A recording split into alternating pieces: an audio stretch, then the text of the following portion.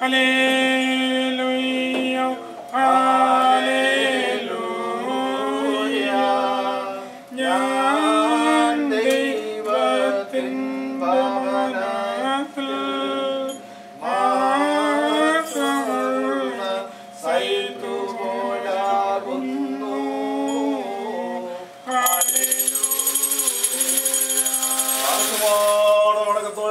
മണക്കത്തോട് ചെവിയെടുത്ത് നമ്മുടെ വിശുദ്ധിയിലെ ദൈവത്തിന്റെ അറിയിപ്പിനെ നാം കേൾക്കണം. നിങ്ങൾക്കെല്ലാവർക്കും സമാധാനം ഉണ്ടായിരിക്കട്ടെ.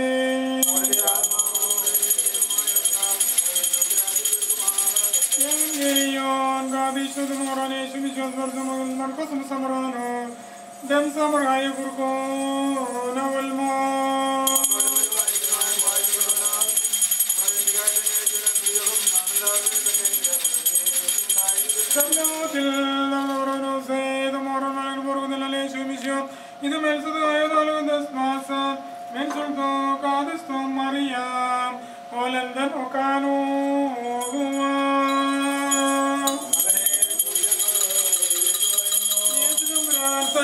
സമയമുള്ള ബെപ്പാകയും പ്രധാനിയും വഴിയും ഊർസ്ലേവിനെ സമീപിച്ചപ്പോൾ തന്റെ സ്ലീന്മാർ രണ്ടുപേരെ അവരുടെ പ്രകാരം പറഞ്ഞു, നമ്മുടെ നേരെയുള്ള ആ ഗ്രാമത്തിലേക്ക് പോകുകയും നിങ്ങൾ അതിൽ പ്രവേശിക്കുമ്പോൾ ഒരു കഴുതക്കുട്ടിയെ കെട്ടിയിരിക്കുന്നത് കാണും. ഇതുവരെ ഒരു മനുഷ്യനും അതിന് പുറത്ത് കയറിയിട്ടില്ല. നിങ്ങൾ അതിനെ അഴിച്ചുകൊണ്ടുവരുവിൻ. നിങ്ങൾ എന്തിനത് ചെയ്യുന്നെന്ന് ആരെങ്കിലും ചോദിച്ചാൽ ഞങ്ങളുടെ കർത്താവിന് ഇതിന് ആവശ്യമുണ്ട് എന്ന് പറയുകയും ഉടനെ അവർ അതിനെ ഇവിടേക്ക് വിട്ടയക്കും. അവർ പോയി തെരുവിന്റെ പുറത്ത് വാതിൽ കെട്ടിയിട്ടിരിക്കുന്ന കഴുതക്കുട്ടിയെ കണ്ടു. അതിനെ അഴിക്കുമ്പോൾ അവിടെ നിന്നിരിക്കുന്നവർ ചിലർ നിങ്ങൾ കഴുതക്കുട്ടിയെ അഴിക്കുന്നത് എന്തിനാ എന്ന് ചോദിച്ചു. അവർ യേശുവിൽ കൽപ്പിച്ച പ്രകാരം അവരോട് പറഞ്ഞു. അപ്പോൾ അവർ സമ്മതിച്ചു. അങ്ങനെ അവർ കഴുതക്കുട്ടിയെ യേശുവിന്റെ അടുക്കൽ കൊണ്ടുവന്നു. അതിന്റെ പുറത്ത് അവർ തങ്ങളുടെ വസ്ത്രങ്ങളെ വിരിക്കുകയും യേശു പോലും നന്മൽ കയറുകയും ചെയ്തു. അനേകർ തങ്ങളുടെ വസ്ത്രങ്ങളെ വഴിയിൽ വിരിച്ചു. ചില വൃക്ഷത്തിൽ നിന്ന് കൊമ്പുകൾ വെട്ടിയെടുത്തു വഴിയിൽ വിതറി. അവന് മുമ്പും പിമ്പും പോകുന്നവർ ഊശാന നാമത്തിൽ വരുന്നവൻ വാഴ്ത്തപ്പെട്ടവനാകുന്നു, കർത്താവിന്റെ നാമത്തിൽ വരുന്നതായി നമ്മുടെ പിതാവായ ദാവീദിന്റെ രാജ്യവും വാഴ്ത്തപ്പെട്ടതാകുന്നു.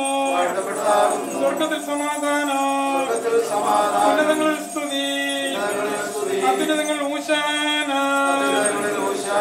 ഊശാന. കർത്താവിന്റെ നാമത്തിൽ വരുന്നവൻ വാഴ്ത്തപ്പെട്ടവനാകുന്നു, കർത്താവിന്റെ നാമത്തിൽ വരുന്നതായി നമ്മുടെ പിതാവായ ദാവീദിന്റെ രാജ്യവും വാഴ്ത്തപ്പെട്ടതാകുന്നു. സ്വർഗത്തിൽ സമാധാനം, ഉന്നതങ്ങളിൽ സ്തുതി, അത്യുന്നതങ്ങൾ ഊശാന ഊശാന. കർത്താവിന്റെ നാമത്തിൽ വരുന്നവൻ വാഴ്ത്തപ്പെട്ടവനാകുന്നു, കർത്താവിന്റെ നാമത്തിൽ വരുന്നതായി നമ്മുടെ പിതാവായ ദാവീദിന്റെ രാജ്യവും വാഴ്ത്തപ്പെട്ടതാകുന്നു. സ്വർഗത്തിൽ സമാധാനവും ഉന്നതങ്ങളിൽ സ്തുതി, അത്യുന്നതങ്ങൾ ഊശാന എന്ന് പറഞ്ഞ വാർത്ത വിളിച്ചു. യേശു തമ്പുരാൻ ജെറുസലേം ദേവാലയത്തിൽ പ്രവേശിച്ചു. സകലവും സൂക്ഷിച്ചു. സന്ധ്യാസമയപ്പോൾ അവൻ പന്തിനോടുകൂടി ബഥാനിലേക്ക് പുറപ്പെട്ടു. പിറ്റേ ദിവസം ബഥാനിൽ നിന്ന് വരുമ്പോൾ അവൻ വിശന്നു. ഇലകളുള്ളതായ ഒരു അത്യാവശ്യം ദൂരം കണ്ടിട്ട് അതിൽ വല്ലതും കണ്ടേക്കാമെന്ന് വെച്ച് അവന്റെ അടുക്കൽ ചെന്നു. അപ്പോൾ ഇലമല്ലാതെ അവനൊന്നും കണ്ടില്ല. എന്നാൽ അത് അത്തിപ്പഴത്തിന്റെ കാലമല്ലായിരുന്നു. അവൻ അതിനോട് ഇനി എന്നേക്കും ഒരുവനും നിന്നിൽ നിന്ന് ഫലം ഭക്ഷിക്കാതിരിക്കട്ടെ എന്ന് പറഞ്ഞു. ശിഷ്യന്മാർ അത് കേട്ടു. പിന്നെ അവർ ജെറുസലേമിൽ നിന്ന് ചെന്നു. യേശു തമ്പുരാൻ ദേവാലയത്തിൽ പ്രവേശിച്ച് അവിടെ വിൽക്കുകയും വാങ്ങുകയും ചെയ്തുകൊണ്ടിരുന്നവരെ പുറത്താക്കാൻ തുടങ്ങി. നാണയം മാറുന്നവരും മേശകളും പ്രാവുളി വിൽക്കുന്നവരും വീടങ്ങളും മറിച്ചിട്ട് ദേവാലയത്തിനകത്ത് ഒരുവനും സാമാനം കടത്തിക്കൊണ്ട് പോകുവാൻ അവൻ സമ്മതിച്ചില്ല. അവൻ ഉപദേശിച്ചുകൊണ്ട് പറഞ്ഞു, എന്റെ പോലെ സകലജനങ്ങൾ പ്രാർത്ഥനാഭവൻ എന്ന് വിളിക്കപ്പെടും എന്ന് എഴുതിയിരിക്കുന്നില്ലയോ? എന്നാൽ നിങ്ങൾ അതിനെ കള്ളന്മാരെ പുതിയാക്കി തീർത്തിരിക്കുന്നു. സപ്രന്മാരും പ്രധാനമാർ ഇത് കേട്ടിട്ട് അവനെ എങ്ങനെ കൊല്ലേണ്ടെന്ന് അന്വേഷിച്ചു. എന്നാൽ ജനങ്ങളെല്ലാം അവന്റെ ഉപദേശത്തിൽ വിസ്മയിച്ചിരുന്നുകൊണ്ട് അവർ അവനെ ഭയപ്പെട്ടു എന്ന് ഇപ്രകാരം തിരുവചനത്തിൽ എഴുതപ്പെട്ടിരിക്കുന്നു. നിങ്ങൾക്കെല്ലാവർക്കും സമാധാനവും സംപ്രീതിയും ഉണ്ടാകട്ടെ.